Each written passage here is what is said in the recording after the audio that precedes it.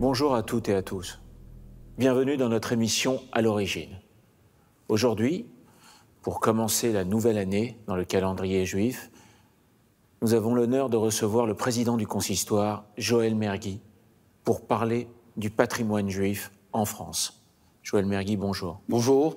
Nous sommes aujourd'hui dans une synagogue du 16e arrondissement qui vient tout juste d'être terminée, rue Ménil. Pourquoi ce projet ? Ce projet est né depuis de nombreuses années. Il n'y avait pas de synagogue dans le 16e arrondissement reliée à notre institution consistoriale, qui est à l'origine du plus grand patrimoine juif d'Europe. Et donc, il était nécessaire de pallier à ce manque. Nous avions eu un premier local, et puis on a recherché un autre. Le président de cette communauté, David Amar, mon vice-président, qui a beaucoup œuvré pour que ce bâtiment puisse voir le jour. On a trouvé ce lieu avec l'aide de la mairie de Paris. Et puis on a progressivement construit cette synagogue qui a pu résonner des fêtes de Kippour. Et je pense que c'est une très belle évolution dans notre patrimoine. C'est la dernière année des synagogues du consistoire. Et je pense que c'est une belle chose que nous soyons là aujourd'hui. C'est assez incroyable parce qu'après cette période de pandémie, le 3/4 des lieux de culte ont une fréquentation qui a énormément baissé. Et j'ai eu la chance d'être là Shabbat dernier. Il n'y avait pas une seule place. C'était rempli. Est-ce que votre travail consiste aussi à suivre l'immigration de la communauté juive pour créer des lieux et pour qu'il n'y ait pas de manque ? Oui, d'abord, vous parliez de la pandémie. Oui, pendant plusieurs mois, nous avons dû fermer nos synagogues. Et la rigueur avec laquelle nous avons géré cette crise sanitaire a fait qu'on a pu rouvrir, notamment pendant ces fêtes, en ayant la possibilité d'utiliser toutes les places, mais avec des règles sanitaires très strictes que nous avons respectées. Concernant le déplacement de la communauté juive au fur et à mesure des siècles de notre histoire, je crois que c'est notre rôle, c'est le rôle de l'institution centrale du judaïsme français et des initiatives locales de pouvoir compenser les manques qu'il y a pu avoir. Et dans le 16e, je le disais, dans le 17e auparavant, il n'y avait pas de synagogue consistoriale. Or, il y a eu une importante afflux de communautés juives qui est arrivée ici. Et c'est un petit peu pareil dans certaines banlieues, comme dans certains quartiers de Créteil, de Sarcelles, la communauté s'est déplacée, a migré. Et donc là où la communauté juive se développe, c'est notre responsabilité aussi de développer des structures pour l'accueillir et répondre à ses besoins. Mais c'est un énorme travail, parce que moi, par exemple, qui suis né dans le 9e arrondissement, et donc entouré des 3 plus belles synagogues, parmi les plus belles synagogues de France, comme la Victoire, comme Buffo, comme Saint-Lazare, aujourd'hui, mon quartier n'est plus du tout un quartier, entre guillemets, où il y a une communauté juive grande. Et donc, le travail d'instaurer, entre guillemets, des synagogues dans le 16e, dans le 17e. C'est un travail de recherche de lieux, c'est un travail de recherche de rabbins, de responsables de lieux. Oui, ça se fait un peu naturellement, parce que là où la communauté devient, où le judaïsme devient plus important, les initiatives aussi se créent, la recherche se fait. Effectivement, il y a des secteurs dans notre société, il y a ce qu'on a pu appeler des territoires perdus de la République, des endroits où la communauté juive a eu à souffrir, où la communauté juive a vécu de l'antisémitisme, et il y a des endroits qui se sont vidés de la communauté juive, et d'autres, effectivement, où la communauté juive est arrivée, où il y a des citoyens juifs qui ont décidé de s'établir, et donc, parallèlement, la création de structures devient nécessaire, et c'est important que le consistoire, qui, je le rappelle, a un patrimoine considérable, à la fois à entretenir, à rénover, à sécuriser. C'est une réelle charge des pour le consistoire. Des centaines de synagogues réparties à travers la France. Et le propre de ces synagogues, quand elles appartiennent au consistoire, c'est qu'elles appartiennent à la communauté. Ce sont des synagogues qui ont été construites pour la communauté, qui restent dans le patrimoine de la communauté juive, dans le patrimoine du judaïsme français. Alors par rapport à ça, aujourd'hui on a à peu près 450 000 juifs qui vivent encore en France. C'est quoi le message par rapport aux gens qui nous regardent, qui sont de cette origine et qui n'ont pas pris l'habitude ou n'ont pas eu l'habitude d'aller dans une synagogue? La synagogue, c'est le bâtiment où le judaïsme vit, le bâtiment de la transmission. Mais la synagogue, elle a plusieurs objets, et depuis toujours. Oui, mais les gens ne le savent pas. On voit la synagogue, bien entendu, comme le lieu de prière. C'est la base. Le Bet HaKnesset, dans la terminologie hébraïque de la synagogue, c'est le lieu de rassemblement. C'est le lieu où on se retrouve.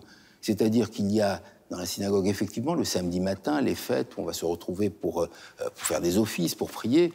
Mais il y a dans tout le reste de la semaine un nombre considérable d'activités qui vont concerner des jeunes, qui vont concerner des personnes plus âgées, qui vont concerner une partie culturelle, une partie identitaire, une partie de cours, une partie sociale. Le rôle social de la synagogue est souvent mal connu. On a dans chacune des communautés, depuis toujours, une caisse de solidarité qui permet d'aider les personnes en difficulté. Je crois que la complémentarité du rôle de la synagogue avec notre société est fondamentale. Et puis c'est le lieu où on se retrouve pour les fêtes. Parce qu'il y a le mariage qui se fait dans la synagogue, il y a la bar mitzvah, la communion qui se fait dans la synagogue, il y a malheureusement le lendemain des décès ou le jour du décès où on vient faire un kaddish à l'intérieur de la synagogue. Donc tous ces moments de la vie juive de chacun se retrouvent à l'intérieur du bâtiment communautaire qu'est la synagogue. Et je vous pose ces questions tout simplement parce que je pense que la plupart des gens qui nous regardent, ils ne savent pas aujourd'hui. Moi, ce matin, je suis arrivé avec nos équipes pour préparer l'émission et il y avait des cours différents. Il y avait des cours en bas d'études, il y avait un cours juste derrière moi avec des gens qui travaillaient sur une paracha. À côté, il y avait 2 personnes qui étaient en train d'analyser des psaumes et de se poser des questions et de se donner des réponses. C'est très important parce que ça montre à quel point et votre travail et cette communauté et ces lieux dits peuvent être des lieux totalement ouverts. Oui, et puis c'est des lieux d'études. Vous savez que l'étude fait partie fondamentale de la conscience juive, l'interrogation, la contradiction. Et donc, en permanence, à l'intérieur des structures synagogales, il y a la partie prière, je parlais de la partie sociale, puis il y a la partie éducative. Il y a tout ce qui permet de transmettre le judaïsme de génération en génération. Et le propre, souvent je le dis, du judaïsme français et de la synagogue française, c'est qu'on a eu toute une histoire du judaïsme français qui a été beaucoup un judaïsme ashkénaze. Malheureusement, la Shoah a décimé une grande partie de ce judaïsme ashkénaze, et puis est arrivé le judaïsme séfarade, arrivé d'Égypte, puis ensuite des différents pays d'Afrique du Nord. Et le propre du nouveau judaïsme français, de nos enfants ou de nos petits-enfants, c'est qu'ils sont issus de ce mélange d'un judaïsme ashkénaze et séfarade. Et la responsabilité patrimoniale de la synagogue en France, c'est de se dire qu'on doit permettre de préserver la diversité de ces cultures. Le chant qu'on a voulu effacer du monde ashkénaze, le chant du judaïsme tunisien ou marocain ou égyptien ou d'Algérie. Je crois que ça fait partie du patrimoine. Et vous voyez, à Kippour, il y a des synagogues, comme la synagogue Chasloba, par exemple, qui est une de nos grandes synagogues, oui, qui est toute l'année sur un rite séfarade. Le jour de Kippour, elle redevient sur le rite ashkénaze. Parce que je pense que la responsabilité aussi de notre institution, c'est au-delà de préserver ces bâtiments qui ont une histoire, c'est préserver aussi les liturgies qui ont aussi une histoire, et de faire en sorte que nos enfants, qui sont le mélange extraordinaire de toutes ces origines, puissent avoir aussi dans l'oreille, dans la bouche, ces chants de leurs parents, grands-parents, arrière-grands-parents. La mémoire sensorielle. Totalement. Et souvent, ça réveille des âmes. Mais bien sûr. Souvent, quand on entend... J'étais à un concert de musique juive, et j'ai vu à côté de moi un vieux monsieur qui s'est mis à pleurer. Il n'avait pas entendu, depuis son enfance, ces chants du judaïsme. Et je crois que c'est ce qui se passe aussi, ce qui s'est passé certainement dans toutes nos synagogues, à l'heure de la Neila de Kippour, à cette heure où tant de Juifs qui ne sont rattachés qu'à ce petit moment, des personnes qui viennent, et croyez-moi, je le vois, ils ne demandent qu'une chose, c'est ressentir effectivement ce lien qui les rattache à une histoire, et ce lien qui leur permet de leur donner un nouvel élan pour notre avenir. Face à la recrudescence aujourd'hui de de tous ces actes antisémites que cette communauté a vécu et vit chaque jour, chaque mois. Et donc, face à cette alia massive qui, depuis quelques années, fait que beaucoup de gens, par rapport à eux-mêmes, par rapport à la peur, par rapport à leurs enfants, décident de partir. Votre travail consiste en quoi? J'ai souvent dit, il n'y a pas de contradiction entre accompagner ceux qui veulent aller vivre en Israël, en leur souhaitant qu'ils soient heureux là où ils vivent. S'ils partent en Israël par conviction... Et par amour? Par amour, par envie de rejoindre une partie de leur famille, mais pas par démission ou pas par fuite. Je crois que ma responsabilité, la responsabilité du gouvernement français, c'est de tout mettre en œuvre pour que les conditions de vie pour un juif en France puissent continuer à se faire.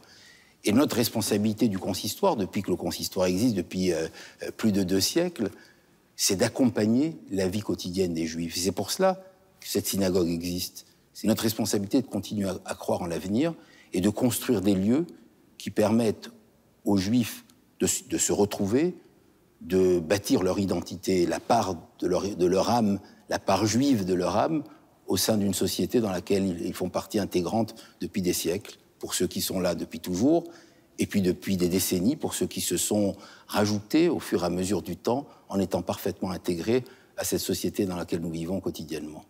Et est-ce que vous, qui avez une vision globale, vous sentez ou vous voyez aujourd'hui davantage de jeunes ou une partie de cette communauté qui ne fréquentait pas du tout les synagogues, qui par rapport à l'actualité, par rapport à ce qui se passe aujourd'hui, se rapprochent davantage de leurs origines parce qu'ils se sentent moins nombreux, donc on se regroupe vers l'essentiel.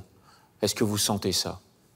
Oui, j'avais dit il y a une dizaine d'années, dans une forme de phrase, j'avais dit à la communauté juive, parce que les juifs s'en vont, nous serons plus nombreux dans nos synagogues. Je crois que c'était une forme d'objectif, de se dire il y a un flot de juifs qui partent, et il y a 2 catégories de juifs qui partent. Il y a ceux qui partent, qui quittent la France, et puis il y a ceux qui quittent leur identité. Il y a ceux qui n'ont plus envie de vivre comme juifs. Et à côté de cela, il y a un nombre important de juifs, et de plus en plus important, vous avez raison, qui ressentent, peut-être parce qu'il y a une menace ambiante, parce qu'il y a un réveil d'identité, parce qu'il y a une conscience juive qui est là, parce que nos structures sont là aussi pour les accueillir, parce qu'aussi on a compris au fur et à mesure du temps combien notre religion a été compatible, cohérente et intégrante à l'intérieur de toutes les sociétés. Et ça redonne une fierté de ce que nous sommes. Le judaïsme ne s'est jamais mis en opposition avec les sociétés. Le judaïsme n'a jamais cherché ni à convertir, ni à combattre. Le judaïsme a simplement cherché à ce qu'on respecte nos pratiques et on vit dans une société. Il y a une nouvelle génération qui effectivement s'éloigne de son identité, elle existe, mais il y a aussi une nouvelle génération qui se rapproche de ces valeurs juives parce qu'ils ont compris qu'elles sont complètement en phase avec les valeurs de fraternité qui font une société. Merci beaucoup. Merci à toutes et à tous de nous avoir suivis. Je vous souhaite un bon dimanche, une bonne semaine. Prenez soin de vous et à très bientôt pour découvrir ensemble de nouveaux horizons.